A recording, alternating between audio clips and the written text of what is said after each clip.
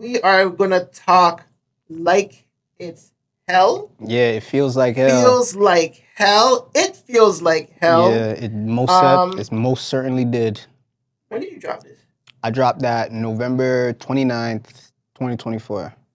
Dope. Yeah. And it was led by the single Bleach. Yeah, I would say yeah, definitely. Bleach was the first single that we dropped. Bleach, no thing. You know what I'm saying? Yo, when you drop these joints, man, this shit to me was like, damn, this nigga is going. Um, let's talk about the project in whole. Where did you come up with the name like that? It feels like hell. Why did you title your project that? Um so the album kind of revolves, I guess I want to loosely say, around like mental health and how my upbringing was. Like I said, I'm from the hood. I'm from the streets. I'm from poverty. You know what I'm saying? Growing up, separated from my mom. Pops wasn't there. Pockets was hurting. You know what I'm saying? Um, a lot of bad habits also contributed to, poor mental health, I would say. A lot of self-doubt, a lot of fear, a lot of negative self-talking for many years. So the title pretty much is like my life, whether physically, but more importantly, mentally, felt like hell, bro. Like, you hear on the album me talking about, sleeping in staircases and, I had homies who passed away from, on some gang shit, at a very young age. You know what I'm saying? Rest in peace, John John, who it was his 11-year anniversary yesterday. You know what I'm saying? Um, Lost a lot of people at a young age, bouncing around from house to house type shit, a lot of moving. So the album is just kind of like, the past few years, like it just felt like hell, you know? Yeah. There was also one other name that you had mentioned on that album, Cream. Yeah, rest in peace, Cream. That's my big dog. Hey man, you ever see me outside with a red rag? You know what time it is, bro. Shout out Cream, cold blooded, no doubt. Blood of the year every single year. Y'all niggas know that. When he was outside, you niggas was not. You niggas was scared. You niggas was scared to to say what you wanted to say. But when he passed, y'all niggas had something to say. Come on, man. I used to work with him. So I used to work with him. He was Oh, word. yeah, he was a good dude, man. Yeah, Funeral. yeah. Um, Damn, I when it didn't even comes know you to knew Cream, bro. I didn't know you knew Cream. That's crazy. Yeah, man. He inspires a lot of this shit. Like Cream, Methodist, and my nigga Milk Crate King. Like they're the ones who put me on to that hip hop type shit. You know what I'm saying? Methodist and Cream. Y'all remember, back in the that Smack DVD era, we had a Toronto one called like, I think it was called I think the director was like D Brown or something like that. Y'all remember the track Hit 'em Up, Hit 'em Up, Hit 'em Up, Hit 'em Up, Hit 'em Down. The hell you looking at? Spin around, nigga, the Scar Town. Khalifa was on that song too. You know what I'm saying? Like my brother went to school with him or no, Genghis Khan. You know what I'm saying? Camouflage. Like I grew up around those niggas. You know what I'm saying? Lou Breeze. Like I come from that shit. You know what I'm saying? So yeah, man. Love Cream forever. You know what I'm saying? 1441. No side. You know time it is, bro. No rap back. um, let's get into the songs of this album. Like Mm-hmm. when it comes to the production side of things, Yeah. who were the producers on the project? Me and my nigga Bloke. You know what I'm saying? Bloke, that's another guy who I have to shout out. 905 Bloke on Instagram, Twitter. Like I said, I've been doing this for 16 years. I've been going to different studios. This nigga is one of the best, if not the best, producers slash engineers in this whole fucking city. I pray this man gets rich one day, and I'm actually gonna help him out with that. You know what I'm saying? I produced 8 beats myself. So like I said, back in the pandemic times, I was inspired by a lot of underground Atlanta people. I had mentioned people like Popstar Benny, Eddie Gianni, Brett Rambo, Sad Balmain is another one. Cassock is another one. You know, these guys really influenced this album production wise. So I wanted to, you know, everybody was getting that Serb and shit. But I was buying all the equipment I could, nigga. You feel me? And I started learning how to make beats and shit. So yeah, I produced 8 records on there, and then Bloke, like, you know, he turned my beats way up, you know, and then he has his own solo production on there. But yeah, I think he only solo produced 2 records, and then everything else is me and him. Wow. So, how important do you feel was that process actually? Now that you're getting into quote unquote artist mode or musician mode, being a producer and being a rapper or MC on your own stuff, like you know, how important was that for I guess the development of your own artistry? I think, especially when you're curating like a body of work, extremely important because this album sounded exactly like how I wanted it to sound in my head. It came to fruition because I'm the one doing this shit. I could rearrange whatever I don't like. And you know, me and Bloke we've been working together for the past 5 years. I only go to Bloke when it comes to recording and engineering and stuff like that. And most of my songs, even the singles and shit, in the past 5 years have been produced by him. We just created such a bond and like such a great system that works for both of us, where I'm able to get out my records the way that I hear it in my head. You know, so it was extremely important when curating a body of work because you're really in there. You're knee deep in this shit. You know what I'm saying? Yeah, really important. So that's what's up. Shout out to Bloke, man. Yeah, shout out Bloke, bro. Features. You have Devi, you have Tax Free, you have James Scrambles, Sammy Shine, Mm-hmm. Soldier Brat, Mm-hmm. Unlisted Negroes, Mm-hmm. and obviously YG on the remix of Finesse Demons. Now, when it comes to your features, how do you know who goes on what record? And that's the thing too. Like I'm very Kanye like when it comes to um, working with other artists and shit.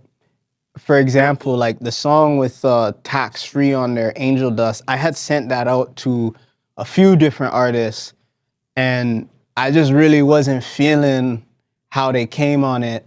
And sometimes, you know, I'll ask people to rewrite their verse. Yeah, I know you could come harder still. I like this part, I like this part, but I think you could come up with better lines here or maybe deliver it differently here. And some people, they can't take that, you know what I'm saying? Me being the greatest artist from Toronto, right? It's very easy for me to take criticism. I take it with a grain of salt because I know that I'm the greatest artist from Toronto. Y'all might have to put like a counter on the bottom of the screen how many times I say that. So it's easy for me to take criticism, but a lot of artists can't. So another thing is that I'm a curator. You know what I'm saying? If you were to give me 100 songs, different genres, different BPMs, and you told me, yo, I need you to make a playlist of 25 of them, I would probably come up with like a better playlist than most. You know what I'm saying? I've always been an artist that creates bodies of works.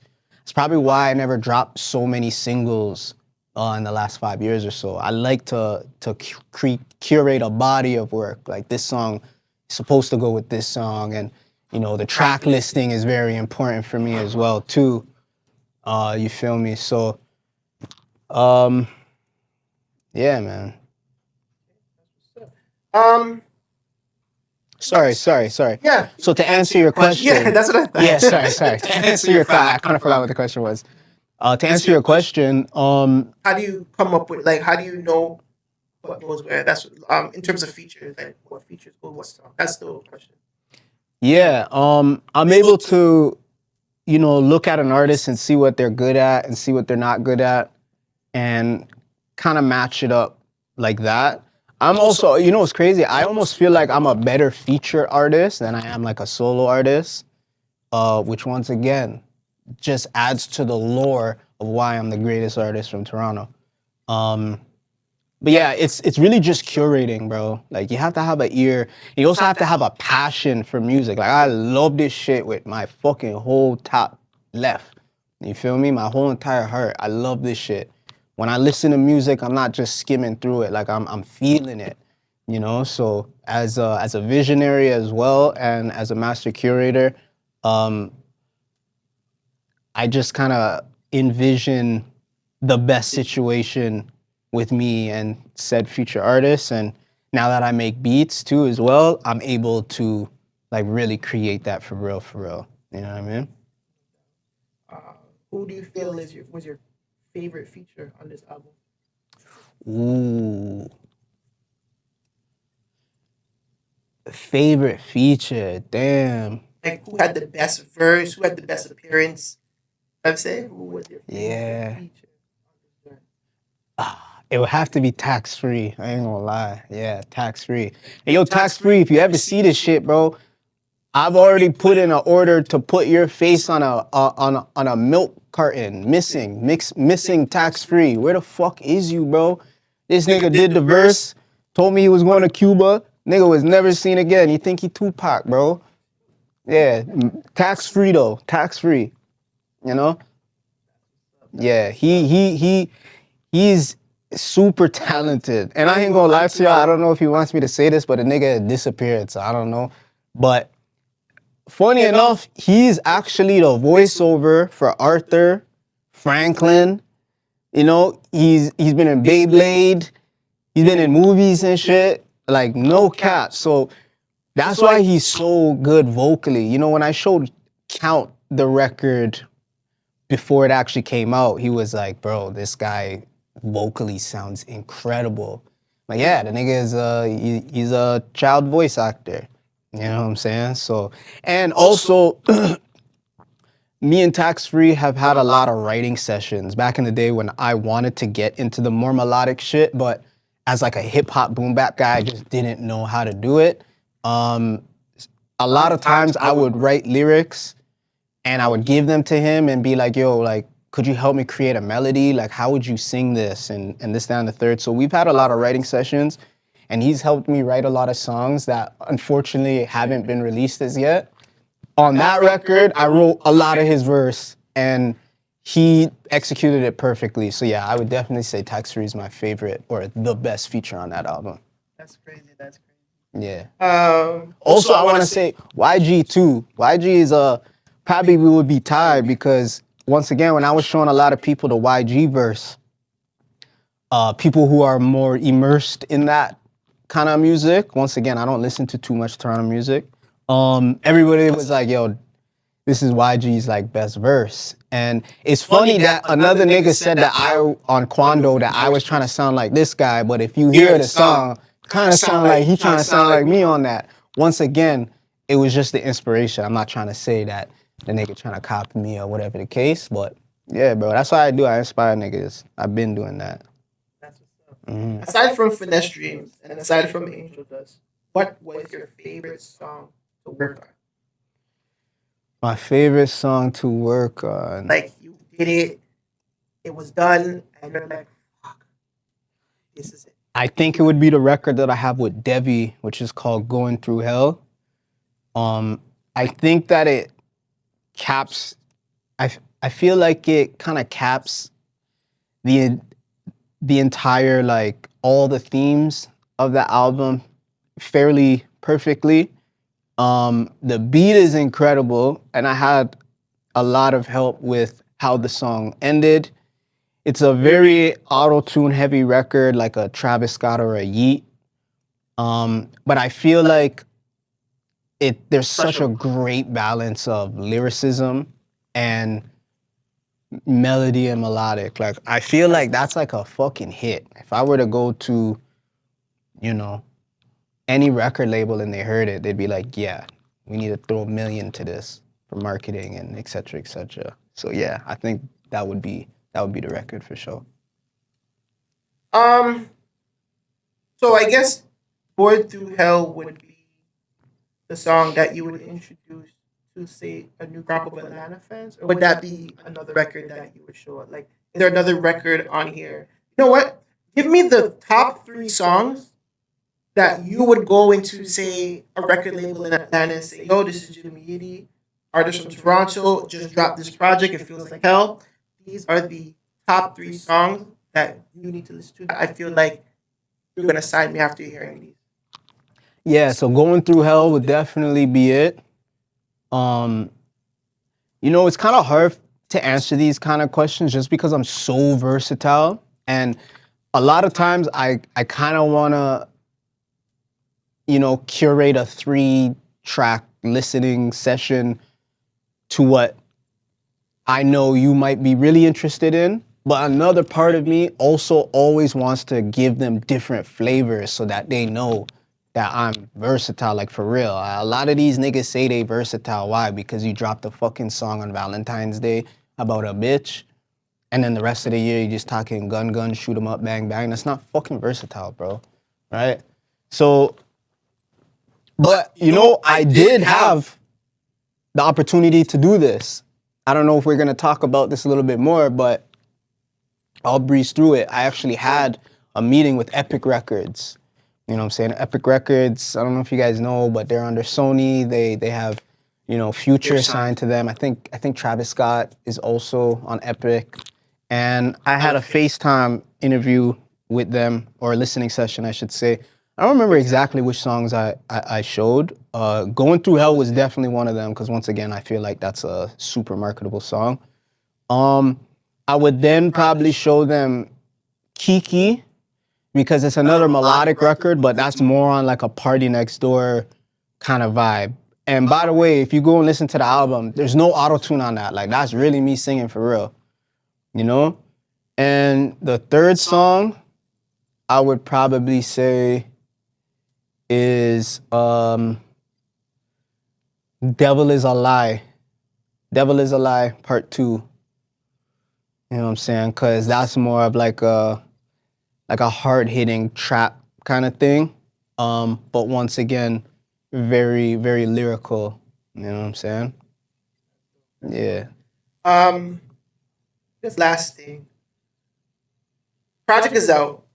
What is the next single? The next single, man, I got so many records, and I have a deluxe version of this album coming out with 8 more songs. Yeah, so the deluxe version, It Feels Like Hell, once again, very Atlanta inspired. All the features on this version of the album are from Atlanta. You know what I'm saying? Shout out my nigga FSA Bandit. Shout out Madi, Rich Slime Gang. You know what I'm saying? Shout out Don Lennox, my fucking guy, bro. This nigga made my top 5 Spotify Wrapped. This is really like a really great friend of mine, but also like one of my favorite artists. So shout out him. Shout out to Jan too as well. Shout out pop star Benny, who has a record on there called Black Mamba. Shout out Brent Rambo. If you guys never heard of Brent Rambo, he does majority of Lucky's music. You know what I'm saying? He's from Chicago, not from Atlanta, but I got a lot of American presence on there. After that Epic situation I had, I was trying to get signed to Epic. They really fucked with the music, but they were like, you're not at that level yet. We're gonna alley-oop you over to AWOL, right? I have I've been wanting to say this publicly for a while now. Now I'm on a great platform to do it. But Soda Money Records as a label, not me as a solo artist, but I got us a distribution partnership with AWOL, who is a sister company of Sony. So to break it down for you, like we got the foot in the door. You know what I'm saying? This deluxe album is gonna be distributed through them. Really excited about that, because once again, that's like industry level distribution, and I have it as a record label. So if you're an aspiring artist and you're looking to have a better distribution situation, come holla at the Sodies, Soda Money Records. We could distribute your music. I'm the nigga behind the screen doing it. Some of you guys who might be with TuneCore or DistroKid or United Masters, If you need something changed, you gotta email them and they do it for you. I'm the nigga you email.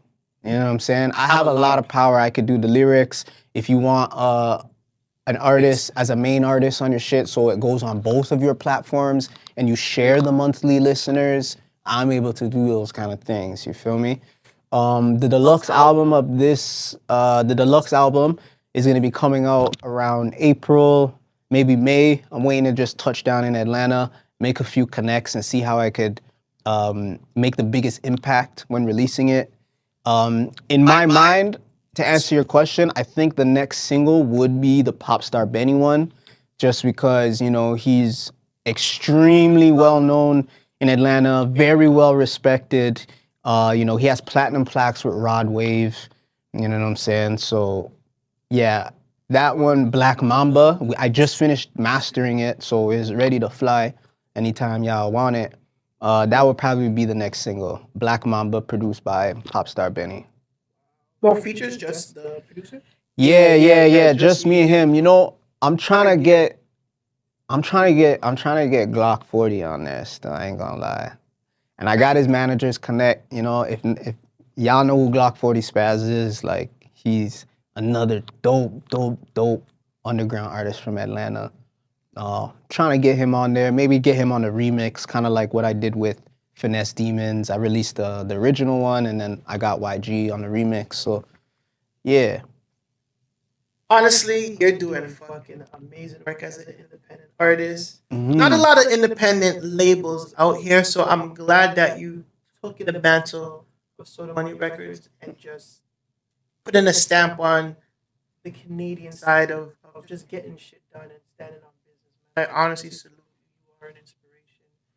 Being in it 16 years and still going because it's Still fucking going, high man. right Yeah, now. I know a lot of people who started 16 years ago and they kind of just fall off. You know what I'm saying?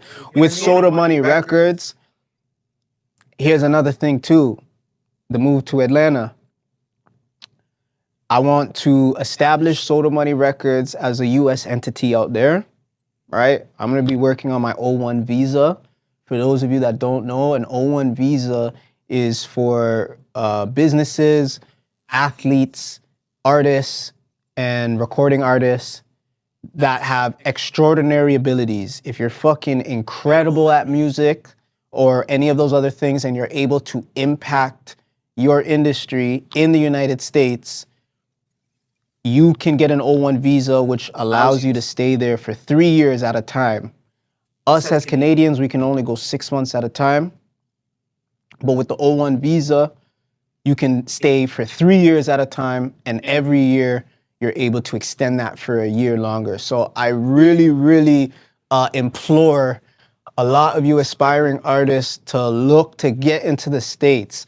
Like I had mentioned earlier in this interview, there's not a lot of infrastructure out here. That's why no nigga has ever blew up from here. They all had to go to the States. Drake, Weeknd, Tory Lanez, Justin Bieber, they all had to go in the States. Why? There's no infrastructure here for it. There's no money here for it. So I would really implore you to look into getting or building a case to get your O1 visa. If you don't know what it is, just Google it. You can use ChatGPT to help you create a business plan, a strategy. I did that. I have a 6 month to 3 year business plan and strategy that's going to help me build my case to getting my O1 visa. Now, Soda Money Records, we put in at least 6 figures in the last 2 years investing and trying out things, right? I feel like if we had invested that 6 figures in America, we'd be in a different situation. But once again, this is business and you have to kind of just, it's learning, you know what I mean? It's trial and error. So Soda Money Records, I want to establish out there, get my O1 visa, and then I'm able to use Soda Money Records as a sponsor. I could then sponsor myself to go out there. I then want to use Soda Money Records to sponsor all of you amazing aspiring artists. So with that being said, and the information with the AWOL distribution that I have, which is industry level distribution, I want to use these two things to inspire a lot of you artists to come and talk to us at Soda Money Records so we can get you out to America, doing your thing in America, putting together shows and all that sorts, and then also distributing your music on an industry level. The more artists we get, it actually helps us out a lot because once we reach that second tier, AWOL will start giving us money to fund y'all music. They'll do PR and they'll do marketing. You feel me? So once again, Soda Money Records, we here bridging the gap and putting money in your pockets. That's our slogan. You know what I'm saying? Sign me up. Yeah, man. Sign me up. We really need y'all support because Sure. we need y'all to help us to help y'all because I founded Soda Money Records for the sole reason. You know, I've been doing music for 16 years and I've always been kind of like the leader of the group, whether it be Red Eye Click, Yitty Man Mob, Before the Wolves, and now Soda Money Records. It's not a group, it's a label, but I'd like to think that I'm kind of the guy that, you know what I mean, is kind of leading the team. And my intention always was for all of us to get rich. I want to get rich and fly to different country with my friends. And I don't want to be into the music industry and be friends with these industry ass niggas. I want my people to be around me and we just all in the industry together. There's a lot of amazing talent in this city, in this country. And unfortunately, a lot of them, if you don't do a certain type of music or certain type of style, there's not a lot of light that is shone upon your music. And I want to be the founder of the greatest Canadian record label because I really want to push hip hop across the globe. You feel me? Man, I am fucking saluting you. I am let everybody know how to contact you, especially about this information that you just given us, or even to just try to get on the label. You know, like how can people reach out? Yeah, so I have two other business partners as well. All of our Instagram names start with Soda Money dot, right? So my Instagram, Soda Money dot Yitty, Yitty. You know, my other business partner, Chris, he's Soda Money dot Chris. Sammy, another one as well, Soda Money dot Sammy. That's Sammy with an I. And then we have Soda Money dot Records. That's all on Instagram. Twitter, instead of the dot, it's just an underscore. So Soda Money underscore Yitty, Soda Money underscore Chris, Soda Money Records on Twitter. And y'all niggas need to jump on Twitter, bro. The reach on Twitter is incredible. Very incredible. Once you get into those places, definitely. Yeah, man. And even just email us too. sodamoneyrecords@gmail.com. Yitty, thank you for your time. We're about to get into that freestyle segment right now, that performance segment. I think you got something to say. I got something to say, nigga. And I know some of y'all want to hear it too. That's what's up, man. This is the Mandem Unplugged with your boy, Vegas.